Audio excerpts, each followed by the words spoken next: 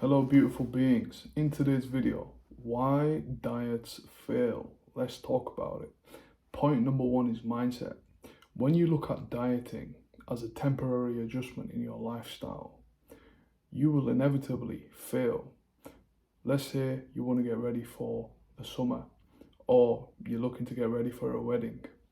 You will diet and you might succeed in losing weight, but what's going to happen after summer, after the wedding? You will resort to eating the way you initially did, which will lead you to gain weight again. So instead of looking at diet as a temporary fix, look at it as a lifestyle. So mindset, start looking at dieting and what you eat as a lifestyle. Choose foods which satiate you, give you nourishment, are high in nutrients, make you feel good, make you look good. So pick better foods, make it a lifestyle, make it a part of your personality. Point number two, satiety. There's a few factors with satiety. You have blood sugar regulation. If you have a meal and you feel hungry, even after you've eaten a very well balanced meal, it could be that you have insulin resistance. If you have love handles, if you deal with fatigue, you very well may be suffering from insulin resistance, which is pre-diabetes. Diabetes doesn't happen overnight, it takes years to form. And before that, what happens is early stages of insulin resistance.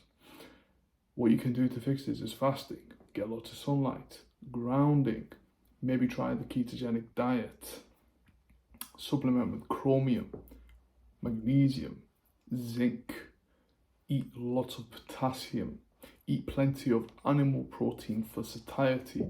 These things will help with regulating your blood sugar. Drink mineral water, so that will help with blood sugar management. The next point for satiety is macronutrient ratios. Some people require higher amounts of protein, some people require less, some people require more carbohydrates, some people require less. With macronutrients, you have three: protein, carbs, fats.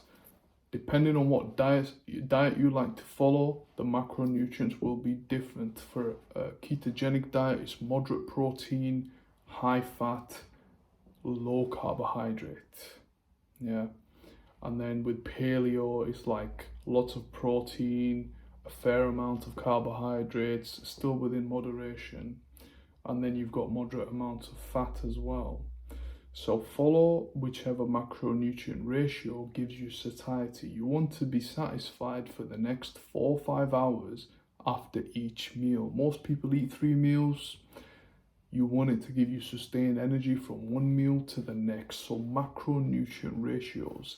Another point for satiety is minerals. We all know the food supply has been messed with because of pesticides, which kills the microbes, and then they're not able to convert minerals into the plants, which leads us to be deficient in minerals and the animals to be deficient in minerals.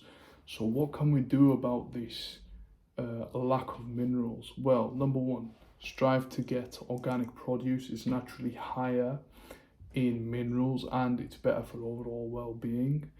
And on top of that, eat mineral rich foods. It doesn't have to be organic. You can strive for fish, good quality fish like salmon, sardines, mackerel, very high in good nutrients, liver, avocados, baby spinach, rocket, arugula, fresh salads. You want lots and lots of minerals.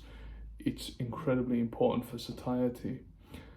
Another point for satiety is dysbiosis. If you've spent years on antibiotics, or you've been eating lots of processed foods, or you've had lots of stressful events, you very well may have dysbiosis. This is an imbalance of good bacteria to bad bacteria. We all need both, but we need higher ratios of good. When you have too little good, the bad bacteria proliferates and it creates issues such as eczema, blood sugar problems, and it's also linked to many chronic diseases through research. So what you can do to correct this is find out what's creating the dysbiosis. Could it be stress? Could it be processed foods? Could it be antibiotics? You want to get plenty of sunlight. This helps modulate the microbiome. It enhances certain bacteria strains. and then you want to also maybe supplement with a probiotic. A good one I would recommend is VSL3, #3, so V for Victor, S for Sierra, L for Lima, #3. Quality probiotic which requires refrigeration. I recommend you get that if you need gut support.